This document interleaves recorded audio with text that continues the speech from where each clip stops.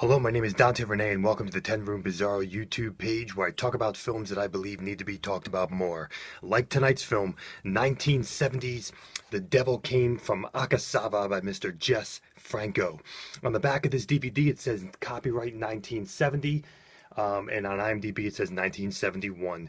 This was actually part of Jess Franco's trilogy of films of sorts where he was reusing all of the actors per se, a good deal of the actors, a core of the actors, especially Soledad Miranda for Vampiros Lesbos, She Killed in Ecstasy, and the final installment here, The Devil Came from AKASAVA. This is put out by Image DVD here. And this Image DVD looks like this is the only Region 1 North American distribution of this particular Jess Franco film. And this is the back of the DVD. And Image has put out other Jess Franco films in the past as well. But this is an earlier DVD release. This is a dual layer format, as it says in the back here. It just looks like an older DVD release. There's not a date on the back of this Image Entertainment release as far as I can see here, but it just kind of seems in just there's a store under cool dry conditions, the DVD instructions. You can just tell that this is an older release. And this is it right here, folks. Let's get into it. Devil Came from AKASAVA. What beautiful poster art there as well. That's awesome stuff. This is a film by Jess Franco that involves a stolen, a stone that has very interesting powers on people when it's released into the atmosphere, when it's open to the atmosphere. We also have the mystery of a man who has disappeared. We have murder, snipers, secret agents, people undercover, lies, deceit, mystery, a nightclub act. It's all here, folks. The tropics, islands, all of it. Here it is. This is The Devil Came from AKASAVA. This is really like Jess Franco's giallo, mystery, spy caper, comedy at times, almost a zombie film vibe at times as well. Shh.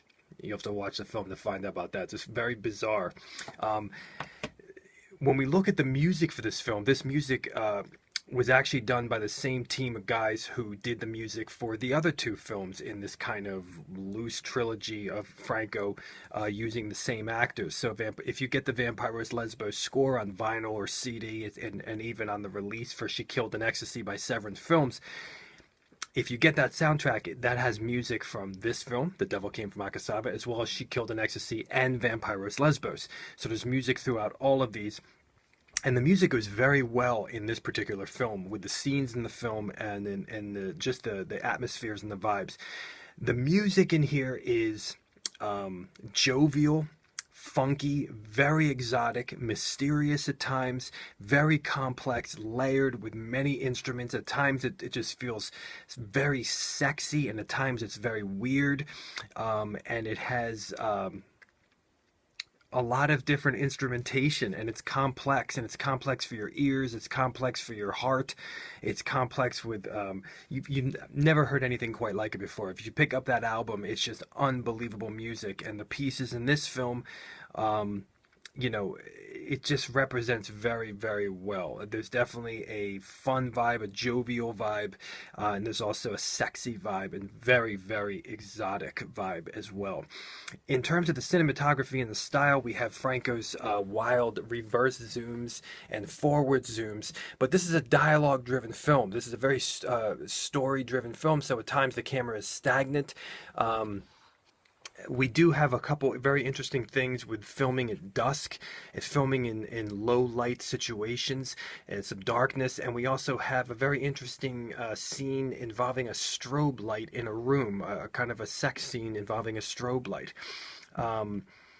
There's a tropical vibe to this film. It feels humid. It feels hot outside.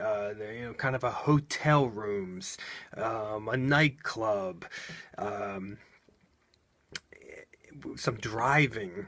It really has kind of a humid vibe to the film. Now, this is a very tame film. stylistically, I would say it's much more restrained than Vampiros Lesbos or She Killed in Ecstasy. This is a film of characters. This is a film of characters that are slowly being uncovered as to who they really are in the storyline and in this film. As I said previously, there is a lot of mystery in this film. And you are with these characters. The characters are figuring each other out, but we as the viewer are also figuring out people that we've been already spending time with during the film. So this is a film of characters, and there is a good deal of dialogue in the movie, but there's also a lot of gun violence in this film, and twists and turns within that gun violence. Gun violence that you're not expecting. There's even a sniper in this film that is quite interesting amidst the tropical environment. Sexually speaking, this is a very tame film, especially for Franco during this time period with Vampiros and She Killed in Ecstasy. The sexuality of the film is based on Soledad's, I would say, legs and feet and her butt, predominantly. There's a great shower scene. There's a really great scene of her laying on her stomach in bed, and you can just see her butt. It reminded me a lot of Nightmares Come at Night, actually. And she's fully nude in the film, but it's a much tamer vibe. Even her nightclub act is tamer than, let's say, the nightclub act in Vampiros Lesbos. And we do visit a bordello in this film, which is a very interesting change of pace. There's even an older woman who works at the bordello that almost winks at the camera at one point. And we have some girls there scantily clad, but the sexuality is really in Soledad's skin and in her, she's wearing this outfit that almost looks like pieces of plastic or latex, and there's this great scene where she's kind of gyrating her hips at the nightclub act, and the strands are just going into her butt crack. So you can kind of see that there. But again, much tamer. Even the sex scenes in here, very few and much tamer. I'm recalling one in particular, but they're shorter and not that suggestive, not that explicit. There is a bit of interesting humor in this film as well. Jess Franco is in this film. He's in this film for a good deal of the time and has some twists and turns with him as well.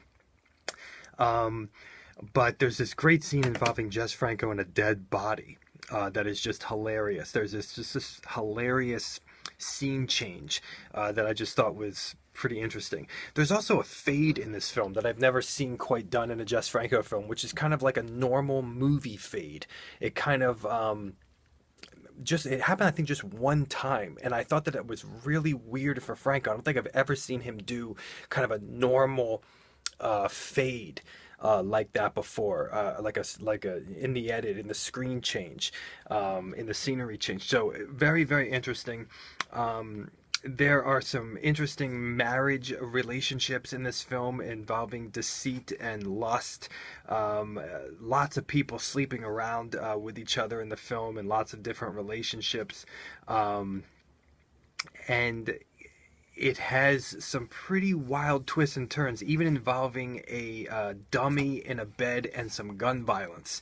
Soledad is not doing her typical character in this film.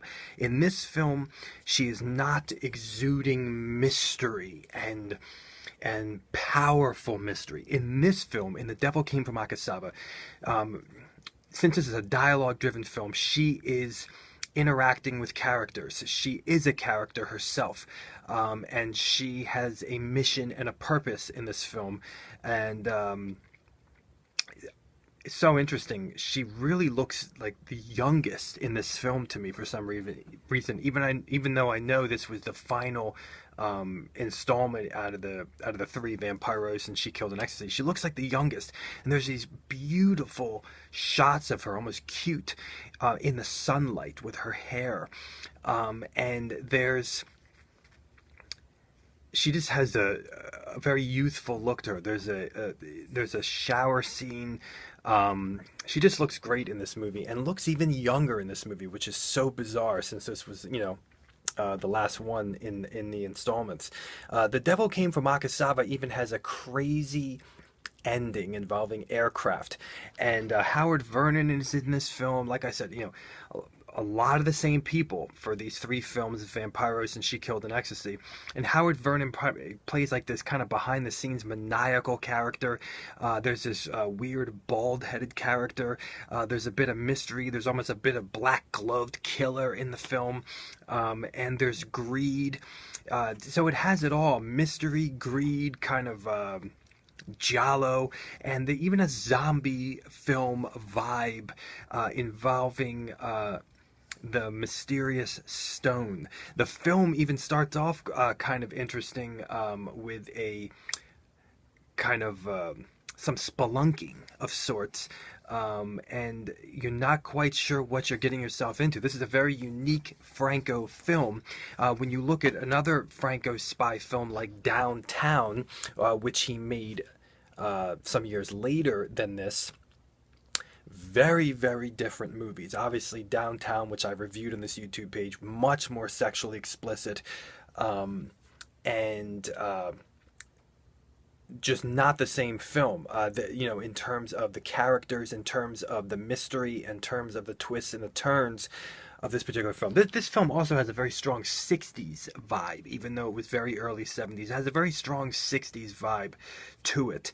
Franco is more restrained, although he's doing some crazy zooming in this film. But there's even a crazy brother and sister in this film with some secrets. Let's just leave it at that, with some secrets. So here it is, folks. The Devil Came from AKASAVA. Not as sleazy as some of other Franco's output, but I would say some much more on the twist and the turn and the action. There's some wild twists and turns that you could almost see Tarantino loving. Here it is, folks. The Devil Came from AKASAVA from Jess Franco, 1971. Thank you so much for watching the 10 Room Bizarro YouTube page, where I talk about films that I believe need to be talked about more, like The Devil Came from AKASAVA. Thank you so much, and good night.